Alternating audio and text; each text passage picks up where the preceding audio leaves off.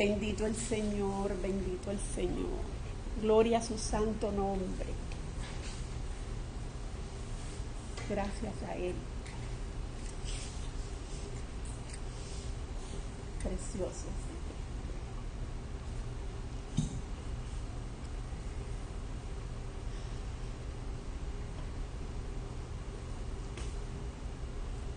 Cuando el Señor llamó al profeta Jeremías, ¿verdad? Y nosotros sabemos cómo comienza ese libro del profeta Jeremías.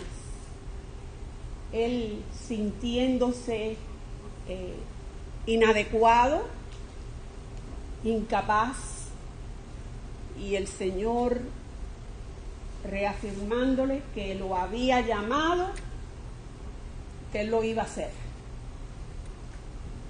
Gloria al Señor.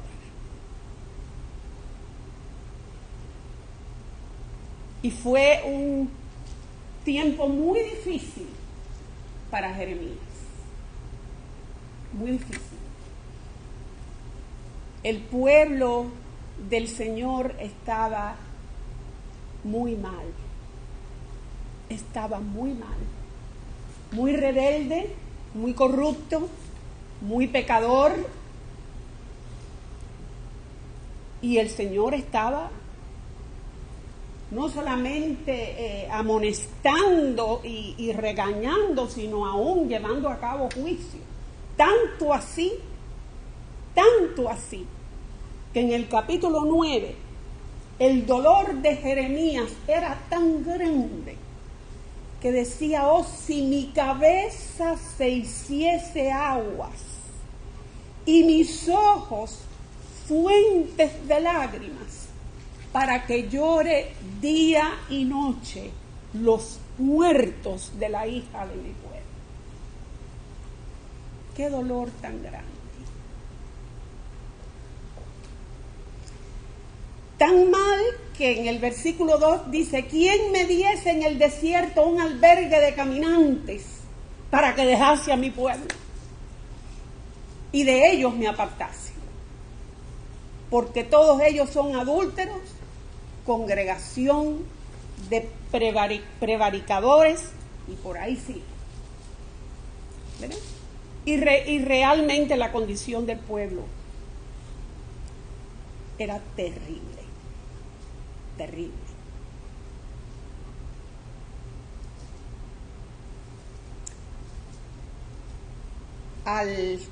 Más adelante en el mismo versículo 19 dice: de Sión fue oída voz de endecha, cómo hemos sido destruidos. En gran manera hemos sido avergonzados porque abandonamos la tierra, porque han destruido nuestras moradas. Versículo 21, la muerte ha subido por nuestras ventanas, ha entrado en nuestros palacios para exterminar a los niños de las calles, a los jóvenes de las plazas. Y le dice el Señor a Jeremías: habla. Así ha dicho Jehová: los cuerpos de los hombres muertos caerán como estiércol sobre la faz del campo y como manojo tras el segador, que no hay quien lo recoja. Tremendo.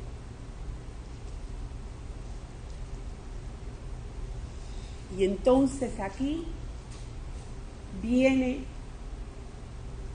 una advertencia, una exhortación y aún hasta un reclamo.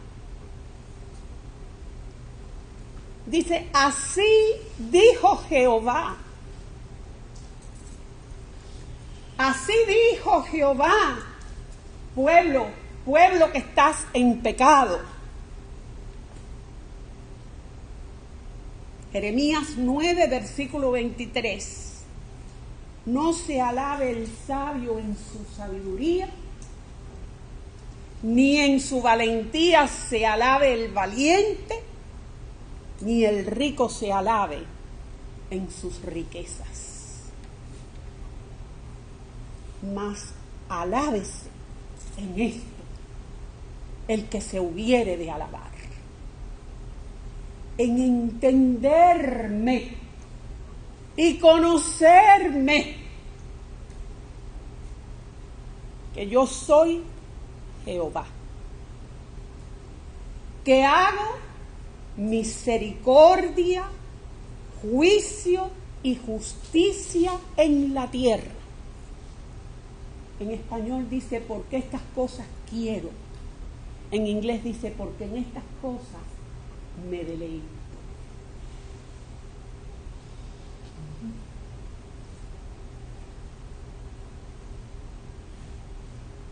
He aquí que vienen días, dice Jehová, en que castigaré a todo circuncidado y a todo incircunciso. A Egipto, a Judá, a Edom, a los hijos de Amón y de Moab, y a todos los arrinconados en el postrer rincón, los que moran en el desierto, porque todas las naciones son incircuncisas y toda la casa de Israel es incircuncisa de corazón. Lo que nos recuerda, ¿verdad? Esa palabra en el Nuevo Testamento, donde Pablo en la epístola a los romanos dice, por cuanto todos pecaron. No hay diferencia, dice, entre los judíos y los gentiles, entre los circuncidados y los incircuncisos. Todos pecaron y están destituidos de la gloria de Dios.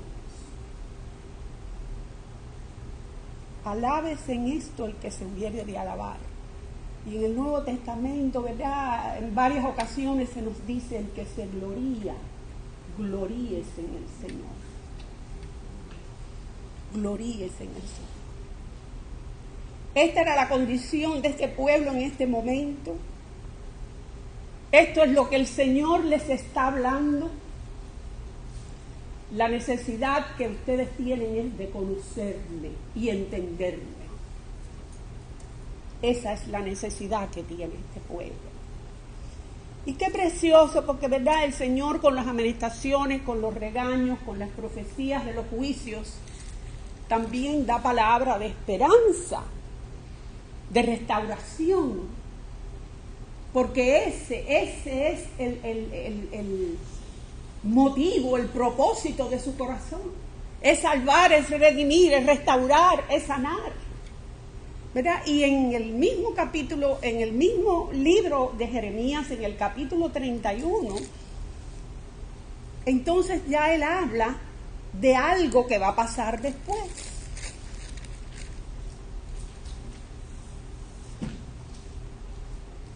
Capítulo 31, versículo 31, dice, he aquí que vienen días, dice Jehová, en los cuales haré nuevo pacto con la casa de Israel y con la casa de Judá.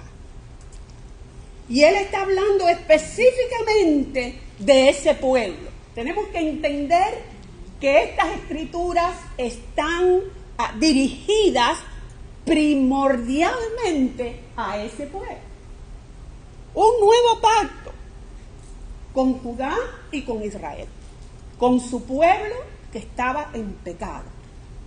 Dice, no como el pacto que hice con sus padres el día que tomé su mano para sacarlos de la tierra de Egipto, porque ellos invalidaron mi pacto. Está hablando del pacto de la ley. Aunque fui yo un marido para ellos, dice Jehová. Pero este es el pacto que haré con la casa de Israel después de aquellos días, dice Jehová. Daré mi ley en su mente y la escribiré en su corazón, y yo seré a ellos por Dios y ellos me serán por pueblo. Y no enseñará más ninguno a su prójimo ni ninguno a su hermano diciendo, conoce a Jehová, porque todos me conocerán, desde el más pequeño de ellos hasta el más grande, dice Jehová, porque perdonaré la maldad de ellos y no me acordaré más de su pecado.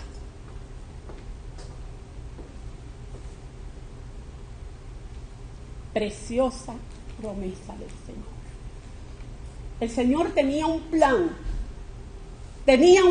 desde antes de la fundación del mundo.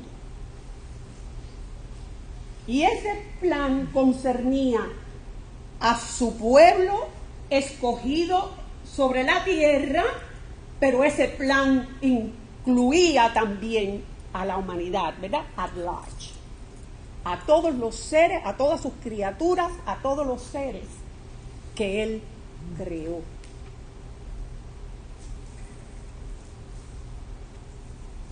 Estas palabras van dirigidas a Israel. Y si nosotros nos vamos al Nuevo Testamento,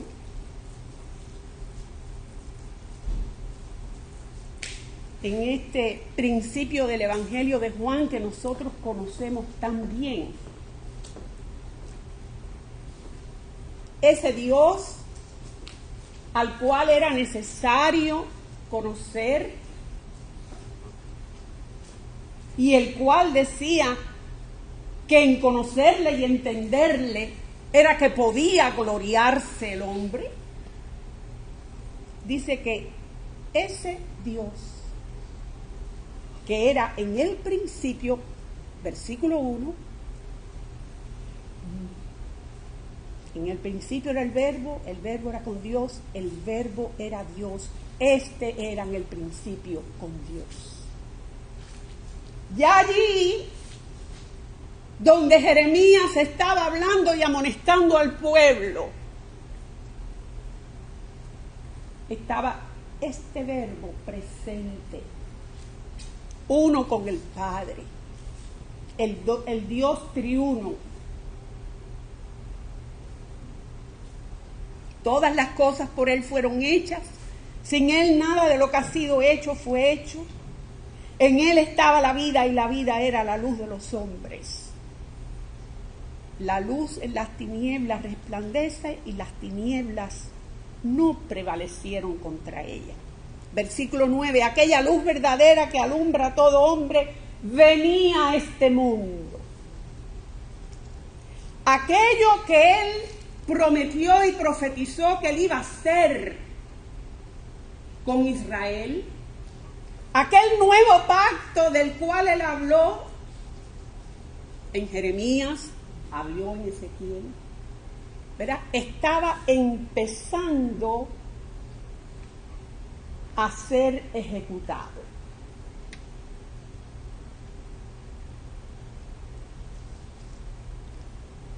Aquella luz verdadera venía a este mundo. En el mundo estaba, el mundo por Él fue hecho, pero el mundo no le conoció. A lo suyo vino y los suyos no le recibieron. Bendito el Señor. ¿Cómo me gozo con ese versículo de la epístola de Pablo donde dice, ha acontecido endurecimiento en parte a Israel hasta que haya entrado la plenitud de los gentiles? Dios tenía un plan desde la eternidad. Los suyos ahí no lo recibieron, dice, pero a los que lo recibieron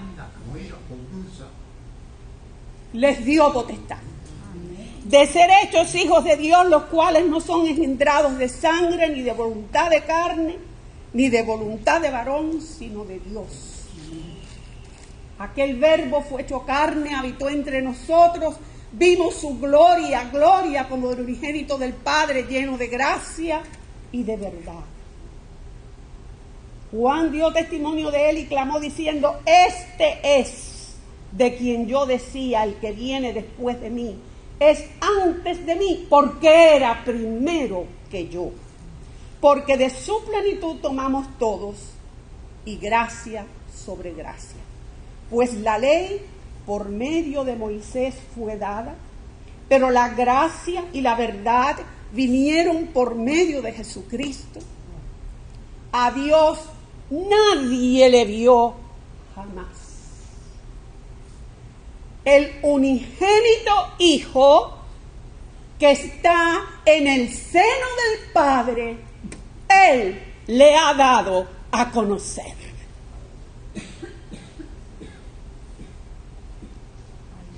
Entenderme y conocerme que yo soy Jehová.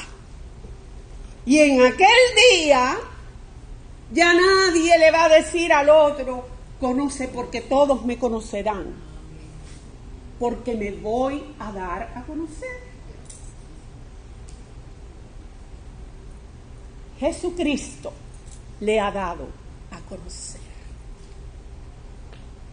La semana pasada el Señor puso en nuestro corazón leer unas escrituras en secuencia y son parte de la sustancia de lo que el Señor nos ha dado para hoy. En Hebreos capítulo 1, y noten, hermanos, cuando leemos la palabra, que por supuesto sabemos que es para nosotros también, pero ubiquémonos. Esta epístola, cuando fue escrita, su primera intención, su primera meta era llegar a este pueblo. A ese pueblo. Esta epístola es a los hebreos. De ella tomamos, de ella nos alimentamos todo, de ella aprendemos todo, de ella todos somos edificados. Pero esto fue dirigido a los hebreos.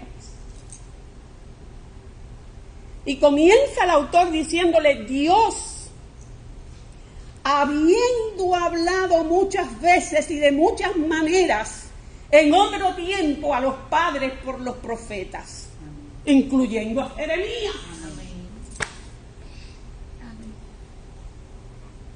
En estos postreros días nos ha hablado por el Hijo, a quien constituyó heredero de todo y por quien asimismo hizo el universo. Por eso es que en Juan dice que por Él fueron hechas todas las cosas. Y sin Él nada de lo que ha sido hecho es hecho. El cual Hijo, siendo el resplandor de su gloria y la imagen misma de su sustancia, de lo que Él es, de quien Él es, y quien sustenta todas las cosas con la palabra de su poder, habiendo efectuado la purificación de nuestros pecados por medio de sí mismo, se sentó a la diestra de la majestad en las alturas, hecho tanto superior a los ángeles, por cuanto heredó más excelente nombre que ellos.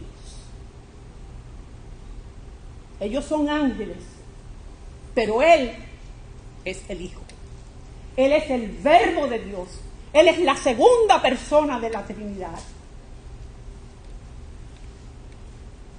Él es la imagen misma de la sustancia de Dios. Gloria al Señor. En Colosenses capítulo 1,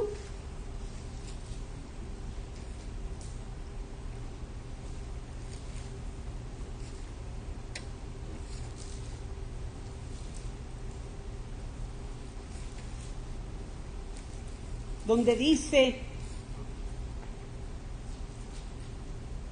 comenzando en el 15, Él es la imagen del Dios invisible, el primogénito de toda creación. Porque en Él fueron creadas todas las cosas, las que hay en los cielos y las que hay en la tierra, visibles e invisibles, sean tronos, sean dominios, sean principados, sean potestades, todo fue creado por medio de Él y para Él. Y Él es antes de todas las cosas, y todas las cosas en Él subsisten. Y Él es la cabeza del cuerpo, que es la iglesia.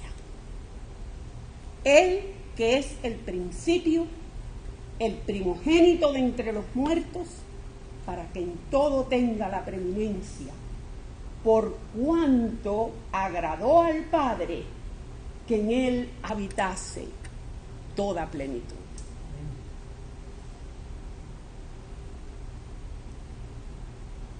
Allá en el profeta, o allá por medio del profeta, el Señor decía,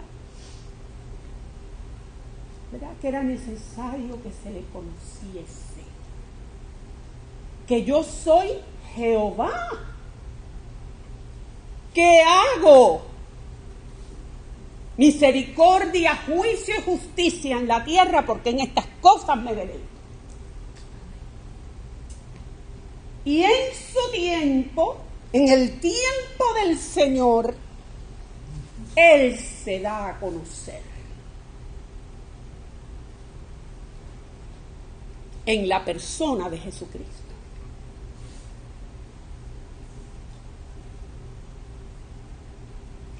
En el capítulo 17, y nos vamos a ver, ¿verdad?, cosas que nosotros conocemos, pero que a la luz de esta palabra, ¿verdad?, impactan, porque ve uno la tremenda armonía, la tremenda unidad que hay en toda la palabra del Señor. Él habla allí de que Él es Jehová, el que hace misericordia, juicio y justicia. En Hechos 17, nuestro hermano Pablo está ahí predicándole a los atenienses, que como saben ustedes la historia aquí en el capítulo 17, ¿verdad? Tenían un montón de altares y de estatuas y de dioses y hasta una Dios no conocido, y él toma eso. Pablo se aprovecha de ese título para introducir el mensaje del Señor. Dice, de ese Dios que no es conocido, que ustedes no saben quién es, de ese es el que yo les vengo a hablar. ¿Verdad? Y le dice, el Dios que hizo el mundo y todas las cosas que en él hay, siendo Señor del cielo y de la tierra, no habita en templos hechos por manos humanas. No es honrado por manos de hombres como si a él hiciera falta algo. Pues Él es quien da a todos vida y aliento y todas las cosas.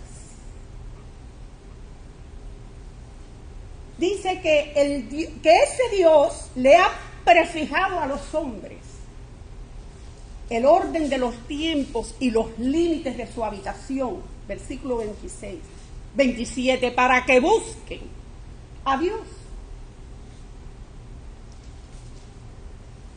Él ha puesto a los seres humanos en límites de tiempo y del lugar donde les toca estar, habitar, con el propósito de que busquen a Dios. Palpando, a ver si palpando puedan hallarle, aunque ciertamente no está lejos de cada uno de nosotros, porque en Él vivimos y nos movemos y somos, como algunos de vuestros propios poetas también han dicho, linaje suyo somos. Los poetas de los atenienses, que eran muy cultos y preparados, decían que eran linaje de Dios. Entonces dice Pablo, siendo pues linaje de Dios, no debemos pensar que la divinidad sea semejante a oro, plata o piedra, escultura de arte, de imaginación de hombres. Y aquí entra el mensaje. Versículo 30. Pero Dios, habiendo pasado por alto los tiempos de esta ignorancia, ahora manda a todos los hombres en todo lugar que se arrepientan. Habiendo pasado por alto, no teniendo en cuenta, hermanos, eso se llama misericordia. Por cuanto ha establecido un día en el cual juzgará al mundo con justicia por aquel varón a quien designó, dando fe a todos con haberle levantado de los muertos. Ahí está, ¿verdad? En una cápsula, las tres cosas.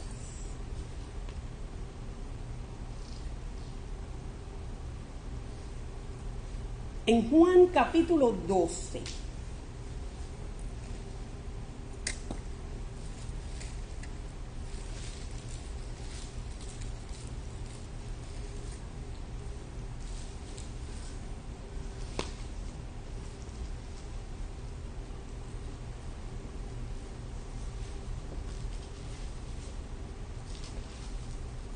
Aquí es cuando los griegos piden ver a Jesús.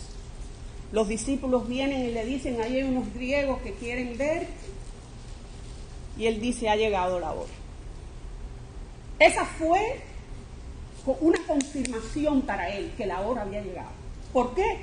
Porque como él mismo dijo en algún momento, ¿verdad? Él vino primero, dice, yo he sido enviado a las ovejas perdidas de Israel. Él vino a los suyos y a los suyos. Los suyos no le recibieron, pero los griegos ya estaban averiguando. Y eso para él fue como una confirmación. Ha llegado la hora que el Hijo del Hombre sea glorificado.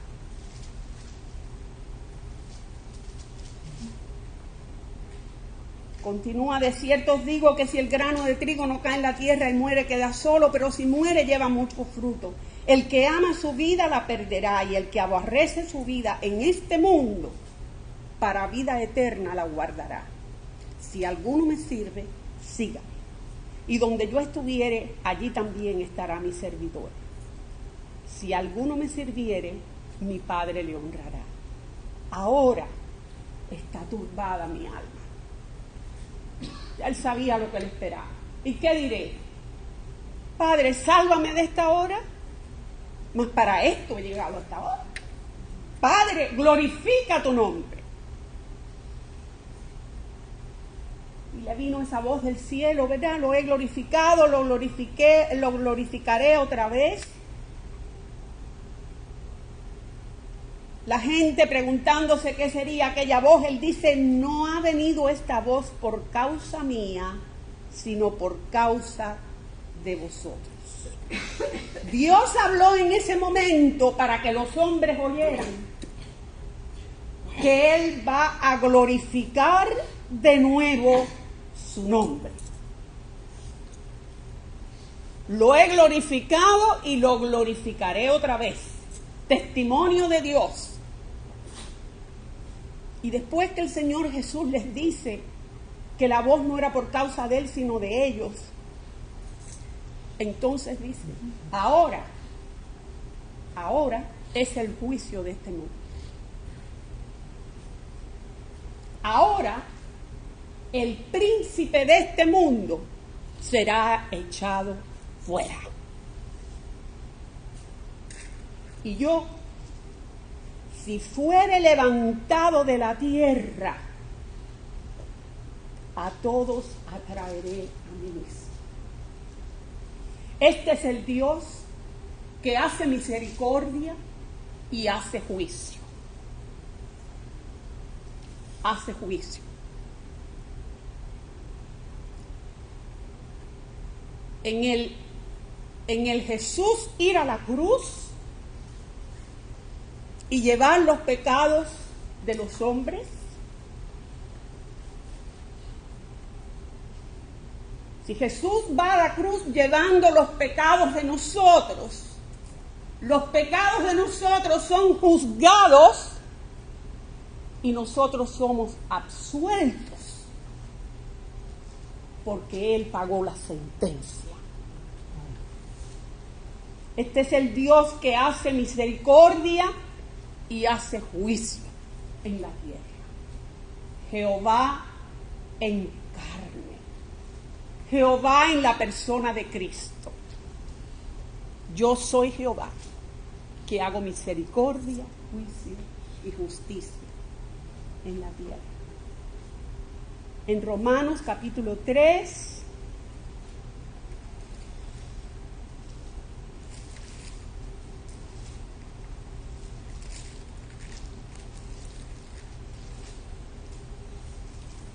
versículos 21 al 26, ahora parte de la ley se ha manifestado. ¿Qué se ha manifestado? La justicia de Dios, testificada por la ley y por los profetas. La justicia de Dios por medio de la fe en Jesucristo para todos los que creen en Él. Porque no hay diferencia entre los circuncisos y los incircuncisos. No hay diferencia, por cuanto todos pecaron, están destituidos de la gloria de Dios, siendo justificados gratuitamente, misericordia, por su gracia, mediante la redención que es en Cristo Jesús, a quien Dios puso como propiciación por medio de la fe en su sangre, para manifestar su justicia, a causa de haber pasado por alto en su paciencia los pecados pasados, con la mira de manifestar en este tiempo su justicia, a fin de que Él sea el justo y el que justifica al que es de la fe de Jesús. Y en esta escritura, verá, está la misericordia, está el juicio de Dios llevado a cabo en la persona de Cristo sobre la cruz. Dice que lo puso como propiciación. Y está la justicia de Dios manifestada. Y por último, en cuanto a estos aspectos, 2 de Corintios, capítulo 5,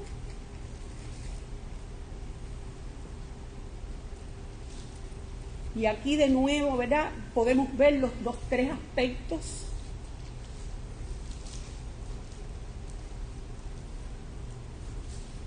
En el 19 dice: Dios estaba en Cristo reconciliando consigo al mundo, no tomándole en cuenta a los hombres sus pecados. Misericordia. Versículo 21. Al que no conoció pecado, por nosotros lo hizo pecado. El juicio de Dios sobre Cristo, cargado sobre la persona de Cristo, el juicio de Dios, para que nosotros fuésemos hechos justicia de Dios en Él. Yo soy Jehová, que hago misericordia, juicio y justicia en la tierra.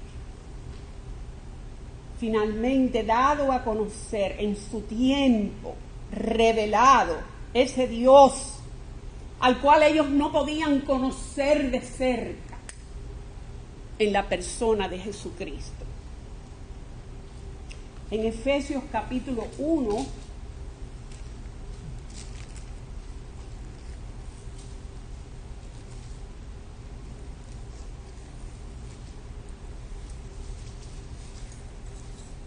Ahora el apóstol Pablo está hablándole, ¿verdad? Igual que lo hizo en la epístola a los romanos, a un pueblo gentil. A un pueblo que ha sido hecho pueblo por la sangre de Jesús. Y le dice, comenzando en el 13, porque ahí es donde está la clave, ¿verdad? Donde él dice, en él también vosotros. En el anterior decía, a fin de que seamos para alabanza de su gloria, nosotros los que primeramente esperábamos en Cristo. Se está refiriendo a ellos como pueblo hebreo, ¿verdad? Y dice, y en él también vosotros, habiendo oído la palabra de verdad, el evangelio de vuestra salvación, y habiendo creído en él, fuisteis sellados con el Espíritu Santo de la promesa, que es la zarra de nuestra herencia hasta la redención de la posesión adquirida, para alabanza de su gloria. Por esta causa también yo, habiendo oído de vuestra fe en el Señor Jesús y de vuestro amor para con todos los santos, no ceso de dar gracias por vosotros, haciendo memoria de vosotros en mis oraciones, para que el Dios de nuestro Señor Jesucristo, el Padre de gloria, os dé espíritu de sabiduría y de revelación en el conocimiento de Él, alumbrando los ojos de vuestro entendimiento, para que sepáis cuál es la esperanza que Él os ha llamado y cuál es la riqueza de la gloria de su herencia en los santos, y cuál la supereminente grandeza de su poder para con nosotros los que creemos, según la operación del poder de su fuerza, la cual operó en Cristo, resucitándolo de los muertos y sentándole a su diestra en los lugares celestiales, sobre todo principado y autoridad y poder y señorío y sobre todo nombre que se nombra, no solo en este siglo, sino también en el venidero. Y sometió todas las cosas bajo sus pies y lo dio por cabeza sobre todas las cosas a la iglesia, la cual es su cuerpo, la plenitud de aquel que todo lo llena en todo. Este es el Dios que se ha dado a conocer. Este es el Dios que se ha dado a conocer. Por su gran misericordia, por su gracia, por su amor, hemos llegado a conocerlo. Fueron abiertos nuestros ojos para ver esta verdad. Que Dios, el gran Jehová, se hizo carne en Cristo Jesús, se dio a conocer, y en su misericordia nos redimió. En su misericordia nos redimió. Llevó a cabo el juicio de nuestros pecados sobre la cruz del Calvario, en la persona de Jesús, para que fuéramos hechos justos, para que nos fuera impartida su justicia. Esta realidad, esta verdad nos ha sido revelada. Y nosotros tenemos que tenernos por muy privilegiados y muy bendecidos, ¿verdad? Y como dice la palabra, el que se gloría, gloríese en el Señor, en conocerle, en todo, en saber todo lo que Él ha hecho por nosotros. Esto es posesión de la iglesia, hermanos. Aún, ¿verdad? Como el mismo Señor Jesús le dijo a Pedro aquel día, cuando Pedro le dijo, tú eres el Cristo, el Hijo del Dios viviente. Amén. Y él le dijo, Pedro, sobre esa roca edificaré mi iglesia. Ese es el fundamento de la iglesia. Y ese que es la roca es también la cabeza de la iglesia. Dos escrituras, hermanos, para terminar. En Primera de Timoteo, capítulo 3. aquí el hermano Timoteo, escribiendo a la iglesia, le dice que la iglesia, que es la casa de Dios, dice, es la iglesia del Dios viviente, es el pueblo que el Dios viviente sacó, rescató del pecado. Por eso es iglesia, porque fue llamado a salir del pecado y del mundo para venir a Él. La iglesia del Dios viviente, columna y baluarte de la verdad. Esos somos. Este grupito chiquitico que está aquí, esta manadita pequeña que está aquí, es parte de un cuerpo cuyo número solamente el Señor conoce, sobre toda la faz de la tierra, que ha conocido a su Dios, que ha visto a Dios revelado en la persona de Cristo y ha aceptado toda la obra que ese Dios te llevó a cabo por ella, por esa iglesia. Dice aquí en el 16, y nosotros somos, ¿verdad?, poseedores. Nosotros somos poseedores de esta verdad y de esta realidad. Grande es el misterio de la piedad. Dios fue manifestado en carne, justificado en el Espíritu, visto de los ángeles, predicado a los gentiles, creído en el mundo, recibido arriba en gloria. Y dice aquí la Escritura que de esta verdad nosotros somos columna y baluarte. Se nos ha dado a poseer esa revelación por la misericordia del Señor, como le fue dada a Pedro, nos fue dada. Y sobre esta realidad y sobre esta verdad está fundada la iglesia y está fundada la vida de cada uno de nosotros en particular, individualmente. Cada creyente, su vida está fundada y edificada sobre esa realidad. Amén. Que Dios vino y se hizo carne para morir por mí, para rescatarme de esto que hay aquí. Amén. Y de todo lo que yo soy. Amén. Y hacerme suya. Hacerme de su pueblo, hacerme de su cuerpo, de su iglesia. Esto es nuestro hermano. Amén. Y habrá un tiempo para Israel. Y nosotros lo sabemos. Habrá un tiempo para el Israel que todavía no ha visto. Porque ciertamente aquellos primeros eran judíos. Y a través de las generaciones el Señor ha tenido misericordia de alcanzar la vida de muchos. Pero habrá un momento para ellos también, para que se cumpla esa escritura de Jeremías 31, ¿verdad? Como nuestro hermano Pablo nos habla en Romanos 11, habrá un tiempo. Y ahora la iglesia del Señor, judíos o gentiles, sobre la faz de la tierra, que tiene posesión de esta verdad, está siendo atacada, está siendo perseguida, más y más y más.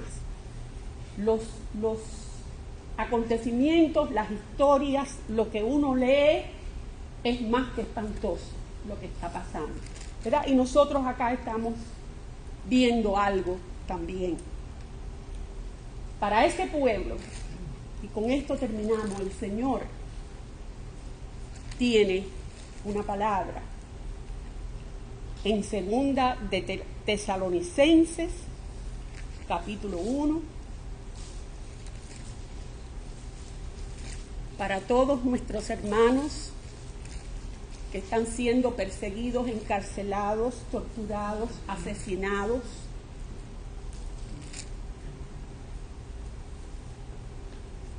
Hay esta palabra Segunda de Tesalonicenses, capítulo 1, del 1 al 2. Pablo, Silvano y Timoteo. A la iglesia de los tesalonicenses en Dios nuestro Padre y en el Señor Jesucristo. Gracia y paz a vosotros de Dios nuestro Padre y del Señor Jesucristo. Debemos siempre dar gracias a Dios por vosotros, hermanos, como es digno, por cuanto vuestra fe va creciendo y el amor de todos y cada uno de vosotros abunda más para con los demás. Tanto que nosotros mismos nos gloriamos de vosotros en las iglesias de Dios por vuestra paciencia y fe en todas vuestras persecuciones y tribulaciones que soportáis. Esto es demostración del justo juicio de Dios. Y lo que vemos aquí es, ¿verdad?, que el Señor demuestra su justo juicio en estos casos, causando que su pueblo sea fiel. Lean el texto para que puedan, ¿verdad? Dice que ellos dan las gracias y se glorían de todas esas iglesias porque tenían ¿qué? Paciencia y fe en todas las persecuciones y tribulaciones que soportaban. Y entonces él dice esto, o sea, este hecho de que ustedes se mantengan fieles, de que ustedes estén fuertes en la fe, de que ustedes soporten todo lo que está pasando, esto es demostración del justo juicio de Dios.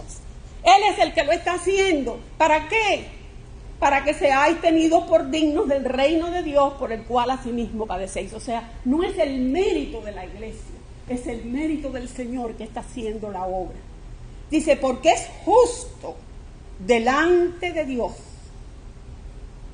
Y ahí viene, ¿verdad?, la repartición de todo lo que Él tiene para el futuro. Pagar con tribulación a los que os atribulan, y a vosotros que sois atribulados, daros reposo con nosotros, cuando se manifieste el Señor Jesús desde el cielo con los ángeles de su poder. Hermanos, hasta que eso suceda, todo va a seguir de mal en peor. Todos los sufrimientos, toda la persecución, toda la tribulación, todos los horrores de este mundo van a seguir. Dice que Él en su momento va a haber reposo para su pueblo. ¿Cuándo? Cuando se manifieste el Señor Jesús desde el cielo con los ángeles de su poder, en llama de fuego, para dar retribución a los que no conocieron a Dios, ni obedecen el evangelio de nuestro Señor Jesucristo, los cuales sufrirán pena de eterna perdición, excluidos de la presencia del Señor y de la gloria de su poder, cuando venga en aquel día, para ser glorificado en sus santos y ser admirado en todos los que creyeron, por cuanto nuestro testimonio ha sido creído entre vosotros. ¿Verdad? Y aquí podemos decir, aquí es Pablo hablándole a esa iglesia, pero cuando Pablo dice nuestro testimonio, ese es el testimonio de la palabra de Dios, porque eso era lo que él tenía para decir y predicar. Y aquí, ¿verdad?, los últimos versículos de este capítulo, por lo cual asimismo oramos siempre por vosotros. Y así como dice el hermano Pablo aquí, hermanos, vamos a estar nosotros conscientes de orar por nuestros hermanos, de orar los unos por los otros, aquí, pero por la iglesia en el mundo, por la iglesia que está pasando por todo esto. Dice, orando siempre por vosotros, para que nuestro Dios os tenga por dignos de su llamamiento y cumpla todo propósito de bondad y toda obra de fe con su poder, para que el nombre de nuestro Señor Jesucristo sea glorificado en vosotros y vosotros en Él, por la gracia de nuestro Dios y del Señor Jesucristo. Me recuerdo, ¿verdad? Carlos mencionó el otro día nuevamente al hermano Abedín,